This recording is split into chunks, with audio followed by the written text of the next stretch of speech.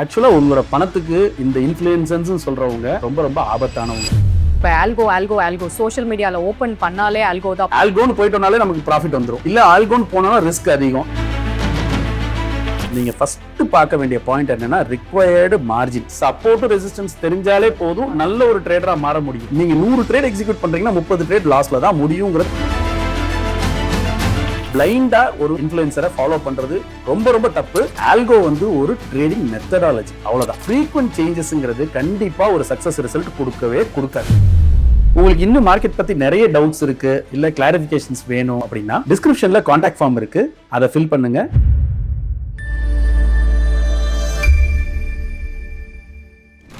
Welcome to a smart investors podcast episode 2. இன்னைக்கு நம்ம கூட ஜாயின் பண்ணிருக்க special guest mister Ramaswamy, head of sales and president Atrum trades. He is also a seasoned investor. ஒரு few years-ஆ stock market பார்ட்டிசிபேஷனை பார்த்தீங்கன்னா India நல்லாவே வளர்ந்துருக்கு. காலேஜ் ஸ்டூடெண்ட்ஸ்ல இருந்து ஒர்க்கிங் ப்ரொஃபஷனல்ஸ் வரைக்கும் எல்லாருமே ஸ்டாக் மார்க்கெட்டுக்குள்ள வர ஆரம்பிச்சிட்டாங்க. ஆனா ரியலான கொஸ்டின் என்னன்னா, மக்கள் நிஜமாலே வெல்த் கிரியேட் பண்றாங்களா இல்ல ஒரு ட்ரெண்டுக்காக இதை ஃபாலோ பண்றாங்களா? இதை பத்தி டீட்டெயிலா தெரிஞ்சுக்கலாம். Welcome sir, happy to have you in the session. So இப்போ மார்க்கெட்ல ஸ்டாக் மார்க்கெட் எடுத்துட்டாலே இப்போ ரொம்ப ஹைப்டாவே போயிட்டு இருக்குங்க. ஒரு சைடு பார்த்தீங்கன்னா டிமேட் அக்கௌண்ட் இன்க்ரீஸ் ஆகிட்டே இருக்கு, இன்னொரு சைடு சோஷியல் மீடியாவோட இன்ஃப்ளூயன்ஸும் இருக்கு, இந்த ரீட்டைல் இன்வெஸ்டரோட பார்ட்டிசிபேஷனும் பார்த்தீங்கன்னா அதிகரிச்சுக்கிட்டே இருக்கு. ஸோ இது ஒரு டெம்பரரி ட்ரெண்ட் தான் நினைக்கிறீங்களா, இல்ல இதுதான் சஸ்டைனபிள் க்ரோத் ஃபேஸாவே இருக்கும்னு நீங்க நினைக்கிறீங்களா? ஆக்சுவலி நீங்க சொல்ற மாதிரி என்எஸ்சி ஒரு ரீசெண்டா ஒரு டேட்டா டிக்ளேர் பண்ணியிருந்தாங்க. நம்ம முக்கியமா அதுல பார்க்க வேண்டிய பாயிண்ட் என்னவா இருக்கும் அப்படின்னா, டாப் 10 சிட்டிஸ் இல்லாம பாட்டம்ல இருக்க சிட்டிஸ்லயும் இன்வெஸ்டர்ஸ் பார்ட்டிசிபேஷன் இன்க்ரீஸ் ஆகுது அப்படிங்கிறது தான் அந்த டேட்டா நமக்கு சொல்லுது கிளியரா. இதுல இருந்து நம்ம என்ன புரிஞ்சுக்கலாம் அப்படின்னா, Tier 3 Tier 4 சிட்டிஸ் கூட ஸ்டாக் மார்க்கெட் இப்போ ரீச் ஆக ஆரம்பிச்சிருக்கு. இதுக்கு ரீசன்ஸ் மெயினா பாத்தீங்க அப்படின்னா சோஷியல் மீடியா இன்ஃப்ளூயன்ஸ் தான்.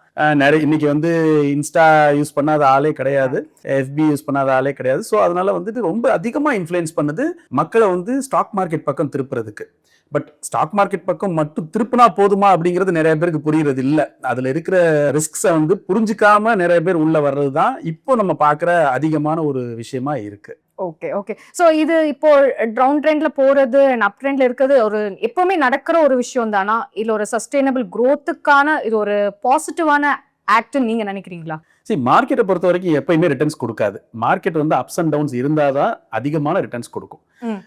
ஏன் அப்படின்னா ஜென்ரலாவே நம்ம நாங்க வேடிக்கையா சொல்லுவோம் என்னன்னா, இசிஜில ஸ்ட்ரைட் லைன்ஸ் நம்ம உயிரோட இருக்கிறது அர்த்தம் இல்ல. சோ அப்ஸ் அண்ட் டவுன்ஸ் இருந்தாதான் அது மார்க்கெட். ஆக்சுவலா அப்ஸ் அண்ட் டவுன்ஸ் இருந்தா அந்த இடத்துல நம்ம எப்படி அதை எடுத்துக்கணுங்கிறது தான் இங்க பாயிண்டா நம்ம தெரிஞ்சுக்கணுமே ஒழிய, அப்ஸ் அண்ட் டவுன்ஸ் இருக்குதுங்கிறதுனால மார்க்கெட்டுக்குள்ளாரவே நான் வரமாட்டேன்னு சொல்றது ஒரு தப்பான பாயிண்டா இருக்கும். அண்ட் இந்த டெரிவேட்டிவ்ஸ் மார்க்கெட்ல இன் ஸ்பெசிஃபிக்கா போகணும் அப்படின்னா அதுலயும் ரீட்டைல் இன்வெஸ்டர்ஸ் எஃப்என்ஓ, ஸோ அந்த மார்க்கெட்டுமே ரொம்ப டஃபா ஆக ஆரம்பிச்சிடுச்சு. ஸோ அந்த லாஸ் ஃபேக்டர்னு பார்த்தீங்கன்னா இப்போ செபி என்ன சொல்றாங்க, 9 out of 10 people make loss அப்படின்னு அந்த டிஸ்க்ளைமரையும் கொடுத்துட்றாங்க. இதை இதை as a யூசரா இதை பார்க்கலாம்? எஃப்என்ஓலயே இது ஒரு டஃபஸ்ட் செக்மெண்ட்னு பார்க்கலாமா, இல்ல ஸ்கோப் இருக்கு ட்ரேடருக்கு அப்படின்னு பார்க்கணுமா? உங்களுடைய கருத்து என்ன? ஆக்சுவலா டெரிவேட்டிவ்ஸ் அப்படிங்கிறதே ஒரு லிவரேஜ்டு ப்ராடக்ட். நம்ம ஃபர்ஸ்ட் அது நமக்கு சூட்டபிளா இல்லையான்னு முதல்ல நம்ம பார்க்கணும். நிறைய மீட்டிங்ஸ்ல நான் இதை யூசுவலா சொல்லுவேன். I use to wear 40 size shirt. எனக்கு என்னோட சைஸ் 40 அப்படின்னா ஐ ஷுட் வேர் ஒன்லி 40. நான் என்னன்னா 42 போட்டேன்னா அசிங்கமா இருக்கும், 38 போட்டேன்னா என்னால வியர் பண்ண முடியாது, அன்ஃபிட்டா இருக்கும். சோ எனக்கு அது ஃபிட்டாங்கிறது முதல்ல நமக்கு தெரியணும். நான் டெரிவேட்டிவ் செக்மெண்ட் எனக்கு வேணுமா வேண்டாமாங்கிறத முதல்ல ஒரு இன்வெஸ்டர் முடிவு பண்ணணும். டெரிவேட்டிவ் செக்மெண்ட்ல லிவரேஜ்ங்கிறதுனால ரிஸ்க் அதிகமா இருக்குங்கிறது தான் செபி காஷன் கொடுக்க சொல்லிட்டே இருக்கு. ஆனா இந்த ஆப்ஷன் செக்மெண்ட்ஸ் வளர்ந்தது எப்படின்னு பார்த்தோம் அப்படின்னா, சின்ன அமௌண்ட்ல ட்ரேட் பண்ணலாங்கிற ஒரு ஆசையை நிறைய பேருக்கு உருவாக்குச்சு. அதுதான் நிறைய பேர்த்தோட லாஸுக்கு காரணமா இருந்தது. But options purely it's created for hedging. அதுதான் விஷயம். அதை புரிஞ்சுக்கிட்டவங்க இன்னமும் மார்க்கெட்ல ஃபியூச்சர்ஸ் அண்ட் ஆப்ஷன்ஸை ட்ரேட் பண்ணி நல்லா சம்பாதிச்சிட்டு இருக்கவங்க இருந்துட்டு தான் இருக்காங்க. என்டர் ஆகுறது ப்ராப்ளம் இல்ல, சோ அவங்களுடைய ஃபிட் எது நம்மளுக்கு சூட் ஆகுதுன்றத ஃபர்ஸ்ட் பார்க்கணும். அதுதான் மெயின் விஷயம். அண்ட் அதுல என்ன பண்ணணும்ன்றத ரைட்டான மெத்தட்ல பண்ணணும். ரொம்ப ஈஸியா சொல்லிட்டீங்க. ஓகே. இப்போ ஆல்கோ சோஷியல் மீடியால ஓபன் பண்ணாலே ஆல்கோ தான். ப்ரோமோ வீடியோஸ் பார்த்தாலும் ஆல்கோன்னு ப்ரோமோட் பண்ணிக்கிட்டே இருக்காங்க. இந்த ஏஐ இன்ஃபியூஸ் ஆனதுக்கு அப்புறம் அன்அவாய்டபிள் சிச்சுவேஷனா ஆயிடுச்சு இப்போ ரொட்டீன் லைஃப். சோ இப்போ ஆல்கோன்றது நிறைய பெனிஃபிட்ஸ் இருக்குன்னு சொல்லி ப்ரோமோட் பண்ணிடுறாங்க மார்க்கெட்ல. அதை நம்பி என்டர் ஆறவங்க மிக்சடா இருக்காங்க. பெனிஃபிட் ஆறவங்களும் இருக்காங்க, ரிஸ்க் அதுல லாஸ் ஆனவங்களும் இருக்காங்க. சோ இத நீங்க எப்படி பாக்குறீங்க? சரி, முதல்ல என்ன நம்ம புரிஞ்சுக்கணும் அப்படின்னா, ஆல்கோ வந்து ஒரு ட்ரேடிங் மெத்தடாலஜி, அவ்வளவுதான். ஆல்கோ வந்து உங்களுக்கு ப்ராஃபிட் பண்ணும் லாஸ் பண்ணுங்கிற பாயிண்டே கிடையவே கிடையாது. நம்ம வந்து என்ன புரிஞ்சுக்கிட்டோம் அப்படின்னா, ஆல்கோன்னு போயிட்டோம்னாலே நமக்கு ப்ராஃபிட் வந்துடும், இல்ல ஆல்கோன் போனா ரிஸ்க் அதிகம், இப்படி எல்லாம் நம்ம நினைக்கிறோம். இதெல்லாம் கிடையவே கிடையாது. ஆல்கோங்கிறது ஒரு மெத்தட். நான் ஒரு கண்டிஷன்ஸ் வச்சிருக்கேன், ஒரு பாராமீட்டர்ஸ் வச்சிருக்கேன். நான் ஒரு ட்ரேடர், நான் வந்து இந்த பாயிண்ட்ஸ் எல்லாம் எனக்கு சாட்டிஸ்ஃபை ஆனா எனக்கு ட்ரேட் எடுக்கணும் அப்படின்னு நான் நினைக்கிறேன். மேனுவலா இதை நான் உட்கார்ந்து பண்ண முடியுமா அப்படின்னா, ஒரு கண்டிஷன் வச்சிருக்கேன், ஒரே ஒரு பாராமீட்டர் மீட் ஓவர் ஆகும்போது நான் வந்து ட்ரேட் எடுக்கணும் அப்படின்னா அது பண்ண முடியும். ஆனா அதே வந்து ஒரு 10 கண்டிஷன்ஸ் வச்சிருக்கேன். RSI இந்த இடத்துல இருக்கணும், MACD வந்து பிரேக் ஆகணும், இது VWAP இந்த இடத்துல இருக்கணும், இப்படி நான் நிறைய கண்டிஷன்ஸ் போடுறேன். ஒரு 10 கண்டிஷன்ஸ் போடுறேன். வால்யூம் வந்து லாஸ்ட் 1 மந்தோட வால்யூமை பிரேக் பண்ணணும், இந்த மாதிரி நிறைய கண்டிஷன்ஸ் வச்சிருக்கேன். இது எல்லாத்தையும் நான் பார்த்து ஒரு ட்ரேட் எடுக்க முடியுமா அப்படின்னா ட்ரேட் எடுக்க முடியாது. அந்த இடத்துல தான் ஆல்கோ வந்து ஒரு ட்ரேடருக்கு நல்ல ஒரு ரோலை பிளே பண்ணும். இந்த ஆல்கோ ட்ரேடிங்கை பொறுத்த வரைக்கும் என்னன்னா, நான் என்னோட கண்டிஷன்ஸ் சொல்லிடுறேன், அது ஒரு கோடிங் கொடுக்குது. என்னோட கண்டிஷன்ஸ் ஃபுல்ஃபில் ஆகும்போது அந்த கோடிங் ட்ரிகர் ஆகி என்னோட ட்ரேடிங் பிளாட்ஃபார்ம்ல ட்ரேட் நடக்குது. இதுதான் ஆல்கோ. வேற எந்த ஆல்கோல வந்து ஆட்டோமேட்டிக்கா ஆல்கோ போட்டுட்டாலே ப்ராஃபிட் வரும் அப்படிங்கறதெல்லாம் கிடையவே கிடையாது. அது தப்பான புரிதல். ஆக்சுவலா செபில வந்து நிறைய ரெகுலேஷன்ஸ் வந்துருச்சு. அந்த ரெகுலேஷன்ஸ் எல்லாம் ஃபாலோ பண்ணி நம்ம ஆல்கோக்குள்ள போறோம், நம்ம கண்டிஷன்ஸ் கரெக்டா ஃபுல்ஃபில் ஆகுதுன்னா it's a proper execution tool, அவ்வளவுதான் அப்படின்னு எடுத்துக்கலாம். ஓகே, ஸோ நீங்க சொன்ன மாதிரி இந்த எமோஷன்ஸையும் அந்த மார்க்கெட்ல கேப்சர் பண்றது வந்து ஆல்கோவால பண்ண முடியாது. ஸோ நம்ம என்ன டிஃபைன் பண்றோமோ அதுதான் அதை எக்ஸிக்யூட் பண்ணி கொடுக்கும். ஓகேங்களா? இதுல இன்னொரு டவுட் நம்மளோட வியூவர்ஸ் வந்து கேட்டுட்டே இருந்தாங்க கமெண்ட் செக்ஷன்ல. ஸோ அது என்னன்னா, இப்போ ப்ரீ டிஃபைன் ஸ்ட்ராட்டஜிஸ் நிறைய கொடுக்க ஆரம்பிச்சிட்டாங்க algo products, and number of ப்ராடக்ட்ஸுமே so many are there in the market. So இப்போ அவங்க சூஸ் பண்ணணும்னா they are getting so confused. So எந்த செக்லிஸ்ட் ஆர் ப்ரீ ரெக்விசிட்ஸ் மைண்ட்ல வச்சுட்டு அப்புறம் அவங்க அதை வாங்கணுமோ இல்ல பர்ச்சேஸ் பண்ணலாம் அப்படின்னு நீங்க நினைக்கிறீங்க? ஜென்ரலா நீங்க வந்து இந்த மாதிரி ஒரு ப்ரீ பில்ட் ஸ்ட்ராட்டஜிக்குள்ள போறீங்கன்னா, நீங்க ஃபர்ஸ்ட் பார்க்க வேண்டிய பாயிண்ட் என்னன்னா, ரிக்வயர்டு மார்ஜின். இந்த ஸ்ட்ராட்டஜியை நான் செலக்ட் பண்றதுக்கு எனக்கு எவ்வளவு மார்ஜின் தேவை? என்கிட்ட கேபிட்டல் 1 lakh தான் இருக்கு, ஆனா அந்த ஸ்ட்ராட்டஜியை நான் ரன் பண்றதுக்கு எனக்கு 5 lakhs வேணும் அப்படின்னா ஃபர்ஸ்ட் பாயிண்ட் அதுக்கு நான் எலிஜிபிளா அப்படிங்கறத நம்ம தெரிஞ்சுக்கணும். ரெண்டாவது, இந்த ஸ்ட்ராட்டஜியை பேக் டெஸ்ட் பண்ணி பார்க்கணும். பிளைண்டா வந்து ஸ்ட்ராட்டஜியை போயிட்டு உடனே, இப்போ நாங்க ஏட்ரம்ல ப்ரீ பில்ட் ஸ்ட்ராட்டஜிஸ் அவைலபிள், எங்களோட அனாலிட்டிக்கல் டூல்ல கிட்டத்தட்ட பாத்தீங்கன்னா 30+ pre built strategy available. So நீங்க என்ன பண்ணலாம் அப்படின்னா, போய் அங்க சிம்பிளா ஒரு மார்க்கெட் வந்து பேரிஷா இருக்குன்னு நீங்க ஃபீல் பண்றீங்க அப்படின்னு எடுத்துக்குவோம். மார்க்கெட் பேரிஷா இருக்குன்னா அங்க பேரிஷ் கண்டிஷன்ஸ்க்கு ஒரு 15 ஸ்ட்ராட்டஜி நாங்க கொடுத்து வச்சிருப்போம். நீங்க 15 ஸ்ட்ராட்டஜில எந்த ஸ்ட்ராட்டஜி வேணாலும் செலக்ட் பண்ணி சிங்கிள் கிளிக்ல you can execute the order. ஆனா இது ஒரு ட்ரேடருக்கு போதுமா அப்படின்னா கண்டிப்பா கிடையவே கிடையாது. ட்ரேடர் அதுக்கு முன்னாடி என்ன யோசிக்கணும் அப்படின்னா, ஒரு ஸ்ட்ராட்டஜிக்குள்ள போகும்போது இந்த ஸ்ட்ராட்டஜிக்கு எவ்வளவு மார்ஜின் தேவை, ரிஸ்க் என்ன, நான் வந்து இந்த ஸ்ட்ராட்டஜி எக்ஸிக்யூட் பண்ணேன்னா அது ஃபெயிலியர் ஆனா எனக்கு எவ்வளவு லாஸ் ஆகும். ரெண்டாவது, மூணாவது பாயிண்ட் நம்ம என்ன பார்க்கணும் அப்படின்னா, நம்ம வந்து இதை பேக் டெஸ்ட் பண்ணி எத்தனை நாள், எத்தனை மாசம், எவ்வளவு வருஷம் இதை பேக் டெஸ்ட் பண்ணி பார்க்கிறதுக்கான ஆப்ஷன் இருக்கு. இந்த பேக் டெஸ்ட் பண்ணி பார்த்து இந்த ஸ்ட்ராட்டஜி எவ்வளவு பர்சன்டேஜ் சக்சஸ் ரேஷியோ இருக்கு இதை தெரிஞ்சுக்கணும். இந்த 3 பாயிண்ட் தெரிஞ்சுக்கிட்டு ஒரு ப்ரீ பில்ட் ஸ்ட்ராட்டஜிக்குள்ள போயிட்டோம் அப்படின்னா நம்மளோட சக்சஸ் ரேஷியோ அதிகமாகும். 100% சக்சஸ் ரேஷியோ வராது, ஆனா அதிகமாகும். எப்படின்னா, ஒரு ஸ்ட்ராட்டஜி ஒருவேளை 70% சக்சஸ் ரேஷியோ கொடுக்குது அப்படின்னா, நீங்க 100 ட்ரேட் எக்ஸிக்யூட் பண்றீங்கன்னா 30 ட்ரேட் லாஸ்ல தான் முடியுங்கிறது அதுவே பேக் டெஸ்ட் பண்ணதுல சொல்லிடுது. அப்போ நீங்க கிளியரா என்ன வச்சுக்கணும், 1 lakh இருந்தா போதும் அந்த ஸ்ட்ராட்டஜி எக்ஸிக்யூட் பண்றதுக்கு அப்படின்னா நீங்க 30% ரிஸ்க் எடுக்கிறீங்க. அப்போ நீங்க வந்து 30,000 rupees ரிஸ்க் எடுத்து தான் அந்த ட்ரேடுக்குள்ள போறீங்கிறத புரிஞ்சுக்கிட்டு ப்ரீ பில்ட் ஸ்ட்ராட்டஜிக்குள்ள போயிட்டீங்க அப்படின்னா உங்களுக்கு சக்சஸ் ரேஷியோ அதிகமாகிறதுக்கான வாய்ப்பு இருக்கு. ஓகே, ஸோ இது போய் நம்ம ஏட்ரம்ல பார்த்தீங்கன்னா இந்த ப்ரீ பில்ட் ஸ்ட்ராட்டஜிஸ் நம்ம கஸ்டமைஸ் பண்ணி யூசர்ஸ்க்கு கொடுக்குறோமா, இல்லை ஆல்ரெடி அவைலபிளா இருக்கிறதா பண்ணணுமா, இல்லை நம்ம எப்படி அவங்களை அப்ரோச் பண்றோம் ஒரு கஸ்டமர் உள்ள வராங்க? ஆக்சுவலா ப்ரீ பில்ட் ஸ்ட்ராட்டஜிங்கிறது ஆல்ரெடி இருக்கும். பட்டர்ஃப்ளை, அயன் கேண்டர், இந்த மாதிரி நிறைய ஸ்ட்ராட்டஜிஸ் இருக்கும். அந்த ப்ரீ பில்ட் ஸ்ட்ராட்டஜி நீங்க வந்து செலக்ட் பண்ணீங்கன்னா அதுவே ஒரு ஸ்ட்ரைக்ஸை செலக்ட் பண்ணி உங்களுக்கு கொடுக்கும். ஆனா நீங்க அதை தான் எக்ஸிக்யூட் பண்ணுங்கிற அவசியம் கிடையாது. நீங்க என்ன பண்ணலாம் அப்படின்னா, எனக்கு ரிஸ்க் வந்து இந்த இடத்துல அதிகமா இருக்கிற மாதிரி இருக்கு, பட் ஆனா நான் அந்த ரிஸ்க் எடுக்க முடியாது அப்படின்னா அந்த இடத்துல கஸ்டமைஸ் பண்றதுக்கும் ஏட்ரம்ல ஆப்ஷன்ஸ் இருக்கு. நீங்க என்ன பண்ணலாம் அப்படின்னா, அந்த ஸ்ட்ரைக்கை தவிர்த்து இன்னும் கொஞ்சம் out of the money strike போறதுக்கான வாய்ப்பை நீங்க எடுத்துக்கலாம். அதாவது அட் த மணில இருக்கும், இல்ல இந்த மணில இருக்கும். நீங்க என்ன பண்ணலாம் அப்படின்னா, கொஞ்சம் எனக்கு வந்து ரிஸ்க் குறைக்கிறேன் அப்படின்னா நீங்க அவுட் ஆஃப் த மணி ஸ்ட்ரைக்கை நீங்க அந்த இடத்துல செலக்ட் பண்ணிட்டு தாராளமா கஸ்டமைஸ் பண்ணி நீங்க எக்ஸிக்யூட் பண்ணலாம். Okay, very nice. இப்போ மார்க்கெட் ஜியோபொலிட்டிக்கல் இஷ்யூஸ் இப்போ கரண்டா நடந்துகிட்டே இருக்கு, சேஞ்ச் ஆஃப் சினாரியோஸும் ஒரு சைட் போயிட்டே இருக்கு. ஸோ இதனால என்ன ஆகுதுன்னா, இன்வெஸ்டர்ஸ்க்கு அது ஒரு பதட்டமான நிலைக்கு வந்துடுறாங்க. ஸோ அதனால எமோஷனல் டிசிஷன்ஸ் நிறைய பேர் எடுக்கிறத பார்க்குறோம். ஸோ அந்த மாதிரி சுச்சுவேஷன்ல இன்வெஸ்டர்ஸ் என்ன பார்க்கணும், என்ன அவாய்ட் பண்ணலாம்? ஸோ ஜென்ரல் நம்ம என்ன பார்க்கணும் அப்படின்னா, இந்த இடத்துல வந்து ட்ரேடர்ஸா இருக்கிறவங்க பொசிஷனல் ட்ரேட்ஸ் அவாய்ட் பண்ணிக்கலாம், ஸ்விங் ட்ரேட்ஸ் அவாய்ட் பண்ணிட்டு இன்ட்ராடே ட்ரேடிங்ல அவங்களோட ஒரு ஸ்ட்ராட்டஜி ஃபிட் ஆகுது அப்படின்னா அந்த ட்ரேடிங்குள்ள போகலாம். இது வந்து ட்ரேடர்ஸ்க்கான பாயிண்ட்.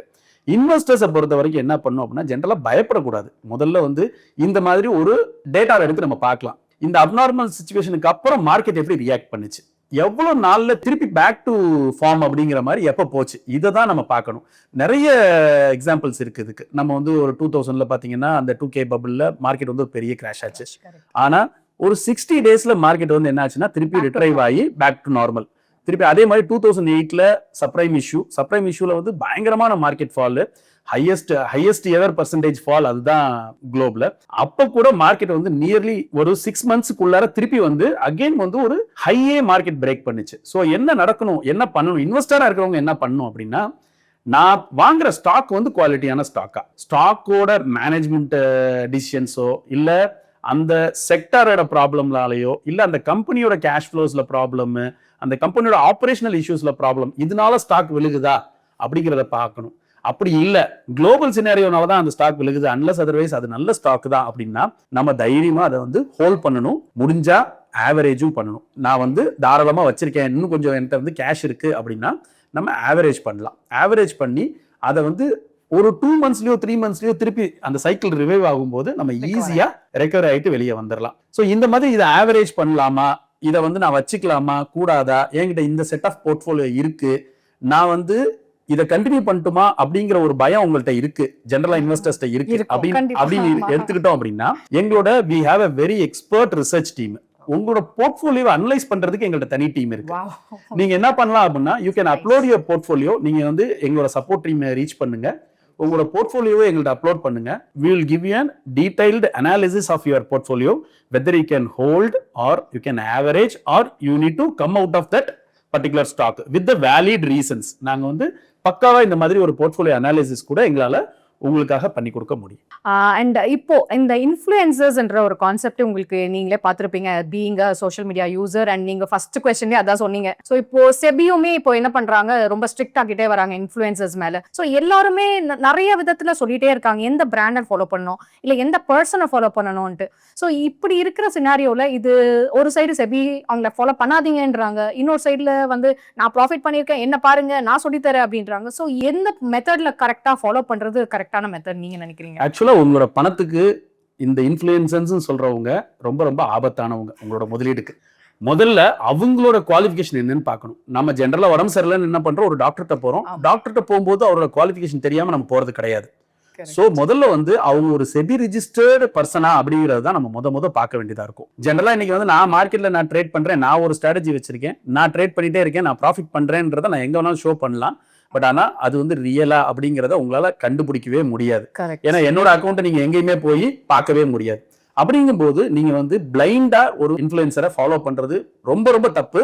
மார்க்கெட்ல உங்க பணத்தை இழக்கிறதுக்கு முதல் படி எடுத்து வைக்கிறீங்கன்னு அர்த்தம். சரி, யாரை ஃபாலோ பண்ணும்? இப்போ நீங்க கேட்ட மாதிரி யாரை ஃபாலோ பண்ணும் அப்படின்னா ஜென்ரலா செபி ரிஜிஸ்டர்டு சர்டிஃபைடு பர்சனான்னு பாருங்க. முதல்ல அவங்க NISM சர்டிஃபைடு ரிசர்ச் அனலிஸ்டா பாருங்க, இல்ல இன்வெஸ்ட்மெண்ட் அட்வைசரான்னு பாருங்க, இல்ல ஒரு புரோக்கிங் கம்பெனி ப்ராப்பரா செபில ரெஜிஸ்டர் பண்ணி ஏற்றம் செபி ரிஜிஸ்டர்டு மெம்பர். நீங்க தாராளமா செபியோட வெப்சைட்ல போய் ஏற்றம் வந்து செபி ரிஜிஸ்டர்டு மெம்பரா இல்லையாங்கிறத உங்களால ஈஸியா வெரிஃபை பண்ணிட முடியும். ஸோ வெரிஃபை பண்ணிட்டு if they're SEBI registered member அவங்க என்ன கைடன்ஸ் கொடுக்குறாங்க, என்ன இன்ஃப்ளூயன்ஸ் பண்றாங்க அப்படிங்கிறத பார்த்து அதை ஃபாலோ பண்ண ஆரம்பிச்சிட்டீங்க அப்படின்னா அனாவசியமா அவங்க பணத்தை இழக்க வேண்டிய தேவை உங்களுக்கு இருக்காது இந்த இன்ஃப்ளூயன்சர்ஸை நம்பி போகும்போது. ஓகே.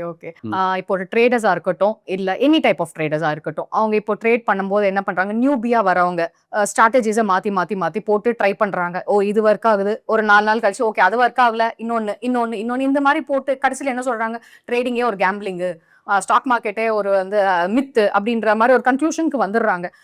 எனக்கு என்ன ஒரு கொஸ்டின்னா, இந்த மாதிரி டிஃப்ரெண்ட் ஸ்ட்ராட்டஜிஸை யூஸ் பண்ற மெத்தடாலஜியே ஃபர்ஸ்ட் ஆஃப் ஆல் கரெக்டா, இல்ல ஒரு ஸ்ட்ராட்டஜி டிஃபைன் பண்ணியிருக்கோம் அப்படின்னா அது இதுதான் நம்மளுக்கு சூட் ஆகுதுன்னு நினைக்கிறோம் அப்படின்னா அது கொஞ்சம் கன்சிஸ்டண்டா பண்ணணுமா, எந்த மெத்தட்ல அதை பார்க்கணும்?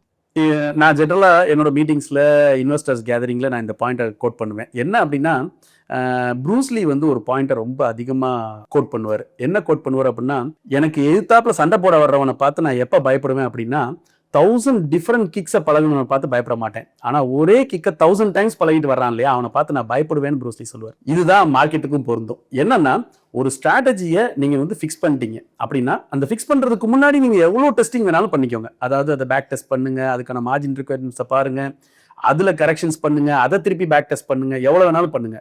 பட் ஒன்ஸ் அந்த ஸ்ட்ராட்டஜியை இம்ப்ளிமெண்ட் பண்ண பிறகு ஃப்ரீக்வெண்ட் சேஞ்சஸ்ங்கிறது கண்டிப்பா ஒரு சக்சஸ் ரிசல்ட் கொடுக்கவே கொடுக்காது. நீங்க ஃப்ரீக்வெண்டா வந்து ஸ்ட்ராட்டஜியை சேஞ்ச் பண்ணிட்டே இருக்கீங்க அப்படின்னாலே நீங்க வந்து சக்சஸே ஆக முடியாது இந்த மார்க்கெட்ல அப்படிங்கிறது தான் ப்ரூவன் ரெக்கார்டா இருக்கு. ஸோ உங்களோட ஸ்ட்ராட்டஜியை பொறுத்த வரைக்கும் எவ்வளவு வேணாலும் பேக் டெஸ்ட் பண்ணுங்க, டெப்ளாய் பண்றதுக்கு முன்னாடி எவ்வளவு சேஞ்சஸ் வேணாலும் பண்ணுங்க. ஆனா ஒன்ஸ் எல்லாத்தையும் கன்ஃபார்ம் பண்ண பிறகு டெப்ளாய் பண்ணிட்டீங்கன்னா அந்த ஸ்ட்ராட்டஜியை அட்லீஸ்ட் ஒரு 100 days ஆவது ரன் பண்ணி பாருங்க. இல்லையா, இல்ல நான் அந்த ரிஸ்க் எடுக்கலாம் தயாரா இல்ல, 100 days நான் ரன் பண்ணி எனக்கு நிறைய லாஸ் வந்துச்சுன்னா என்ன பண்றதுன்னு நினைக்கிறீங்களா? பேப்பர் ட்ரேடிங் பண்ணுங்க. சிம்பிளா பேப்பர் ட்ரேடிங் பண்ணி அந்த ஸ்ட்ராட்டஜி எக்ஸிக்யூட் பண்ணி பாருங்க. 100 நாள் சக்சஸ் ஆயிடுச்சா, அப்போ கண்ண மூடிட்டு நீங்க வந்து அந்த ஸ்ட்ராட்டஜியை நம்பி, ஏன்னா இது உங்க ஸ்ட்ராட்டஜி தான், நீங்க வந்து திருப்பி நீங்க அதை போய் சேஞ்ச் பண்ணிட்டு இருக்க வேண்டிய நெசசிட்டி இல்லை. ஸோ அதனால ஸ்ட்ராட்டஜியை நல்லா ப்ராப்பரா டெஸ்ட் பண்ணிட்டு எக்ஸிக்யூட் பண்ணுங்க. எக்ஸிக்யூட் பண்ண ஸ்ட்ராட்டஜியில சேஞ்சஸ் பண்ணிட்டே இருக்காதீங்க. Okay sir. ஸோ இப்போ நீங்கள் இதை சொல்லும்போது எனக்கு இன்னொரு கொஸ்டின் மைண்டுக்கு வந்தது. இப்போ இண்டிகேட்டர்ஸை பேஸ் பண்ணியே நிறைய பேர் ட்ரேட் பண்ணுறவங்களும் இருக்காங்க. ஸோ சில பேருடைய பிலீஃப் என்னவா இருக்குன்னா, ஒரு மினிமம் 3 இண்டிகேட்டர் யூஸ் பண்ணாதாங்க என்னால் பர்ஃபெக்டாக அந்த சார்ட்டை ரீட் பண்ண முடியுது அப்படின்ற ஒரு வியூவும் இருக்கு. RSI மட்டுமே யூஸ் பண்ணுங்க, இல்லைனா ஃபிபனாக்கி மட்டுமே யூஸ் பண்ணுங்க, அதுவே போதுங்க அப்படின்னு சொல்றவங்களும் இருக்காங்க. ஸோ இதை பத்தின உங்க அட்வைஸ் என்ன? ஜென்ரலா வந்து இண்டிகேட்டர்ஸ் வந்து ரொம்ப யூஸ்ஃபுல்லா இருக்கும். ஒரு ட்ரேடிங் பேட்டர்ன்ல இண்டிகேட்டர்ஸ் வந்து ரொம்ப என்ன அதுனா, அது இட் இண்டிகேட்ஸ் a பேட்டர்ன். நீங்க வந்து ஏற்கனவே நடந்திருக்கு, இவ்வளவு நடந்திருக்கு, இது மாதிரி நடந்திருக்க சிச்சுவேஷனுக்கு அப்புறம் அது வந்து மார்க்கெட் வந்து இப்படி ரியாக்ட் பண்ணிருக்கு. ஸோ அதனால இப்பயும் மார்க்கெட் அதே மாதிரி ரியாக்ட் பண்றதுக்கு சான்ஸ் இருக்குங்கிறத அது இண்டிகேட் பண்ணுது, அவ்வளவுதான், வேற ஒண்ணுமே இல்லை, சிம்பிள். ஸோ நம்ம வந்து பாஸ்ட் பர்ஃபார்மன்ஸை வச்சு, பாஸ்ட் ட்ராக் ரெக்கார்ட்ஸை வச்சு தான் அதை வந்து நம்ம எடுத்துக்கிறோம். ஒரு இண்டிகேட்டரை மட்டும், அதாவது ஒரு இண்டிகேட்டரை மட்டும் வச்சு ட்ரேட் எடுக்கலாம் அப்படின்னா அது வந்து கொஞ்சம் கஷ்டமா இருக்கும். சில நேரங்கள் அது ஃபெயிலியர்ஸ் ஜாஸ்தியா கொடுக்கும். ஒரு 2-3 இண்டிகேட்டர்ஸ் நீங்க வச்சுக்கிறதுங்கிறது வந்து உங்களுக்கு ஒரு ட்ரேடரா உங்களுக்கு யூஸ்ஃபுல்லா இருக்கும். ஒரு வெப்பன் மாதிரி. Yes, of course. ஏன்னா ட்ரேடரா வந்து நீங்க என்ன பண்ணலாம் அப்படின்னா, ஒரே ஒரு இண்டிகேட்டர், மேபி நான் வந்து நிறைய டைம்ஸ் நம்ம சொல்லுவோம், support and resistance itself is enough. ஒரு ட்ரேடருக்கு சப்போர்ட் ரெசிஸ்டன்ஸ் தெரிஞ்சாலே போதும், நல்ல ஒரு ட்ரேடரா மாற முடியும். ஆனா அதை பொறுமையா எல்லாராலையும் பண்ண முடியுதா அப்படின்னா எல்லாராலையும் பண்ண முடியல. அங்கதான் நமக்கு சேலஞ்ச் வருது. ஸோ வேற யாராவது இன்னொன்னு சொல்றாங்க, அவங்களோட இன்ஃப்ளூயன்ஸ் நமக்குள்ளார பூந்துருது, அதனால நம்ம தப்பு பண்ண ஆரம்பிக்கிறோம். ஸோ இண்டிகேட்டருங்கிறது வந்து நீங்க பர்டிகுலரா ஒரு 1-2 இண்டிகேட்டர் எடுத்துக்கிட்டு அந்த இண்டிகேட்டரை ரீட் பண்ணுங்க. ப்ரீவியஸ் மார்க்கெட் கண்டிஷன்ஸ்ல, ப்ரீவியஸ் சார்ட் பேட்டர்ன்ஸ்ல இந்த இண்டிகேட்டர் எப்படி ரிசல்ட்ஸ் கொடுத்துருக்குன்னு அதை பேஸ் பண்ணி நீங்க ட்ரேட்ஸ் எடுங்க. கவலையே பட வேண்டிய நெசசிட்டி இருக்காது. ஸோ இப்போ will quickly go into the rapid fire round. Okay. Trading start பண்ண ஒரு பெரிய கேபிட்டல் வேணும். Myth. High risk is equal to high return. Myth. Viral strategy is equal to profitable strategies. Myth. So thank you so much for coming today and எங்களுக்காக time spend பண்ணி உங்களுக்கு இவ்வளோ ஈஸியாகவும் நீங்கள் எக்ஸ்பிளைன் பண்ணியிருந்தீங்க. So I think definitely our viewers will come back to us with more phone calls. So meet you again in the next session with interesting topic. Sure. We are very eager to answer your questions. தாராளமா reach பண்ணுங்க. Definitely we will solve your queries. இன்னைக்கு நம்ம பேசினதுல இருந்து தெரிஞ்சுக்கிட்ட விஷயம், market change ஆகலாம், trend change ஆகலாம், ஆனா ஃபண்டமெண்டல்ஸ் எப்பயுமே சேஞ்சே ஆகாது. So discipline, patience and proper knowledge, இது 3 இருந்தாதான் லாங் டர்ம் சக்சஸ் பாசிபிள். உங்களுக்கு இன்னும் மார்க்கெட் பத்தி நிறைய டவுட்ஸ் இருக்கு, இல்ல கிளாரிஃபிகேஷன்ஸ் வேணும், இல்ல உங்க போர்ட்ஃபோலியோ பத்தி அனலைஸ் பண்ணும் அப்படின்னா டிஸ்கிரிப்ஷன்ல கான்டாக்ட் ஃபார்ம் இருக்கு, அதை ஃபில் பண்ணுங்க. எங்க டீம் உங்களை ரீச் பண்ணுவாங்க உங்களுக்கு சப்போர்ட் பண்றதுக்கு. Investments in securities market are subject to market risks. Read all the related documents carefully before investing.